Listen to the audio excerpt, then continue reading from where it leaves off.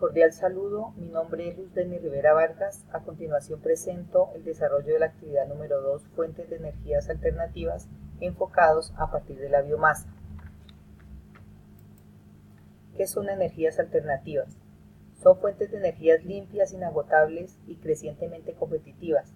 Se diferencian de los combustibles fósiles principalmente de su diversidad, abundancia y potencial de aprovechamiento en cualquier parte del planeta, pero sobre todo en que no producen gases de efecto invernadero, causante de cambio climático, ni emisiones contaminantes.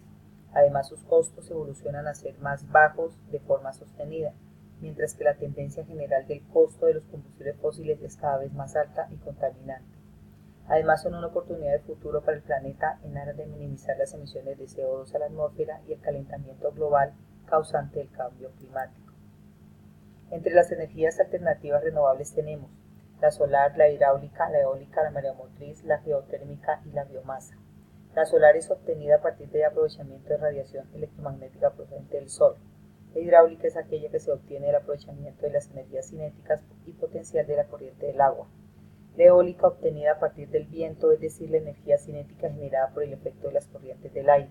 La mareomotriz es la que se obtiene aprovechando las mareas. Mediante el uso de un alternador se puede utilizar el sistema para generación de electricidad, transformando así la energía mareomotriz en energía eléctrica. La geotérmica se obtiene mediante el aprovechamiento del calor natural del interior de la Tierra, que se transmite a través de los cuerpos de roca caliente y reservorios por conducción y convección, donde se suscitan procesos de interacción de fluidos y rocas, dando origen a los sistemas geotérmicos. Y la biomasa, que son aquellas fuentes de energías planteadas como alternativas a las tradicionales clásicas, combustibles fósiles, carbón, gas y petróleo, y son las que se abordarán en esta exposición. La biomasa es un grupo de productos energéticos y materias primas de tipo renovable que originan a partir de materia orgánica. Es un tipo de energía renovable que puede reemplazar el uso de algunos combustibles fósiles como el carbón mineral y el gas natural. Están compuestos de carbón, oxígeno, hidrógeno y pequeñas fracciones de elementos minerales como potasio, fósforo y sulfuro. Los componentes principales son normalmente conocidos como celulosa y hemicelulosa. Existen dos tipos de energía producidos a partir de la biomasa seca y biomasa húmeda, y se dividen en biomasa seca, biomasa residual, cultivos energéticos y biocarburantes. La biomasa seca son los subproductos sólidos no utilizados en actividades agrícolas, forestales, ni industriales o de maderas. La biomasa residual son los vertidos residuales, aguas residuales, residuos ganaderos, entre otros. Los cultivos energéticos son cultivos cuya finalidad es producir biomasa transformable en combustible, ejemplo carbón, girasol. Y los biocarburantes tienen su origen en el reciclado de aceites y también en la transformación del trigo, maíz, girasol y otros. ¿Cómo se produce la energía? En este cuadrito vamos a explicar. A partir de la biomasa tenemos dos tipos de materia prima, seca y húmeda. La seca, que son los restos de las industrias de transformación de la madera, los cultivos destinados para producir energía como el sauce, el chopo y el eucalipto. Esta materia prima es sometida a procesos termoquímicos, es decir, un calentamiento y un enfriamiento adecuado, combustión, pirólisis y gasificación. A partir de este proceso se obtiene gas caliente, gas síntesis o gas pobre, e hidrocarburos o gases sólidos. La materia prima o biomasa húmeda es sometida a dos procesos bioquímicos: la fermentación anaerobia, es decir, sin presencia de oxígeno, y como resultado se obtiene gas metano, o comúnmente llamado biogás, y la fermentación alcohólica, donde se obtiene como resultado bioetanol, el cual es un producto químico que se encuentra en los productos vegetales tales como cereales, remolacha, sorgo, caña de azúcar. Descripción técnica de cada parte y mecanismo de funcionamiento. Obtención de bioetanol a partir de la caña de azúcar. Al contar con la materia prima, es decir, la caña de azúcar, la pasamos por un trapiche o molienda, dando como resultado por un lado jugo de guarapo y por otro el bagazo. Este bagazo se procesa en una caldera por medio de vapor a alta presión, entra a unos turbogeneradores produciendo energía a la misma red. Por otro lado, el jugo de caña, o también llamado sacarosa, se procesa en una caldera de vapor a 110 grados centígrados, donde se hace la decantación produciendo azúcar y jugos y mieles que van a la destilería donde se produce el bioetanol. Eficiencia energética y costos globales. La mayor parte de la discusión científica actual a la hora de evaluar el balance energético, tanto del etanol como de las demás fuentes de energía, se centra en dónde establecer los límites del cómputo, es decir, cuán complejo y exhaustivo debe ser el esquema de gastos e ingresos de energías derivados de la fabricación del etanol. Aquí hay unas tablitas donde existen unos costos comparables en la producción del etanol. Seguimos con el estudio de caso, experiencias exitosas de aprovechamiento de residuos para la generación de biodiesel en Colombia y en México. En Colombia, la búsqueda de nuevas alternativas para suplir el uso de combustibles fósiles se ha desarrollado variedad de tecnologías con el propósito de obtener biocombustibles y de esta manera suplir las necesidades de energías que a diario aumentan debido al crecimiento de la población.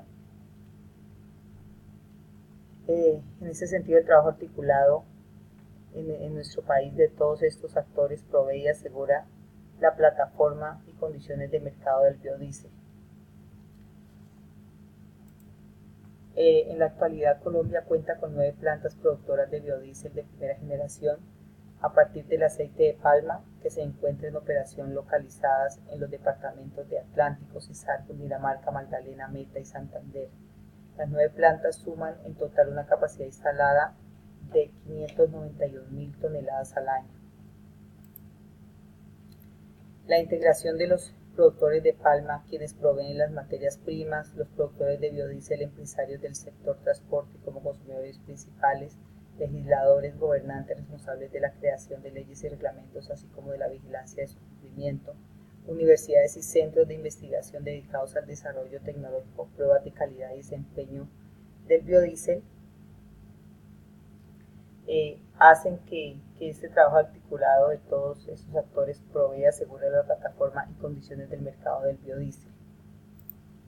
En esta tabla se da a conocer la ubicación de las empresas, el número de hectáreas plantadas en cultivos con fines energéticos y la capacidad de producción de toneladas al año por cada una en Colombia. Hacemos la comparación del aprovechamiento de residuos para la generación de biodiesel en México. En este estudio de caso encontramos que México cuenta con 6 plantas productoras de biodiesel de capacidad industrial localizadas en los estados de Chiapas, Michoacán y Nuevo León, las cuales fueron diseñadas para procesar aceite de palma, jatopam, purcas, higuerilla, ABR y cebo animal, es decir, biodiesel de primera y de segunda generación. Lastimosamente en México no se ha logrado este nivel de integración de los diversos actores, por lo que el desarrollo de la industria del biodiesel ha quedado rezagado. El reto para México es lograr la integración de los actores y establecer mandatos obligatorios para propiciar el mercado del biodiesel. Los legisladores y gobernantes representan un eslabón clave, puesto que su trabajo a través del decreto de mandatos se establezca la obligatoriedad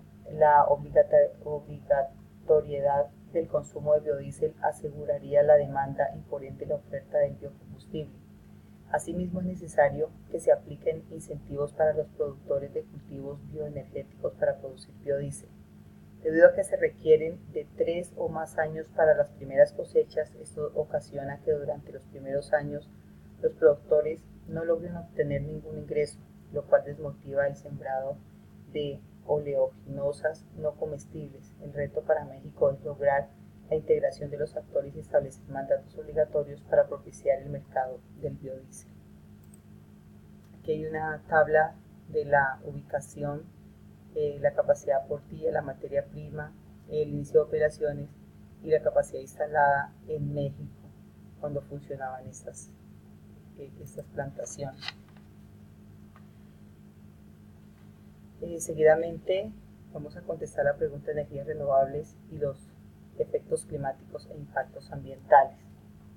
Hoy en día existen claros signos de que las fuentes de suministro de combustibles fósiles son limitadas y que su renovación podría tardar siglos. Además, y lo más grave, son las emisiones que emiten, por ejemplo, el dióxido de carbono, el cual se diluye en la atmósfera, lo que produce un incremento en los niveles de dióxido de carbono atmosférico que refuerza el efecto invernadero y contribuye al calentamiento de la Tierra. El sector energético es uno de los campos en los que se resalta la importancia de efectuar cambios y mejoras. La energía y cambio climático están íntimamente relacionados. Por esta razón, y para evitar un cambio climático de muy graves consecuencias, es imprescindible cambiar el actual modelo energético y hacerlo sostenible. Por tanto, podemos concluir que la utilización de energías renovables sí genera contaminación, pero que estas energías por norma general son más limpias que las energías no renovables, porque los niveles de contaminación que se llegan a generar por utilizar las energías renovables son normalmente siempre niveles de contaminación inferiores que los generados por la utilización de las energías no renovables, sobre todo si tenemos en cuenta que para poder aprovechar las energías no renovables también se requieren de unas instalaciones e infraestructuras. Eso es todo. Muchas gracias por su atención.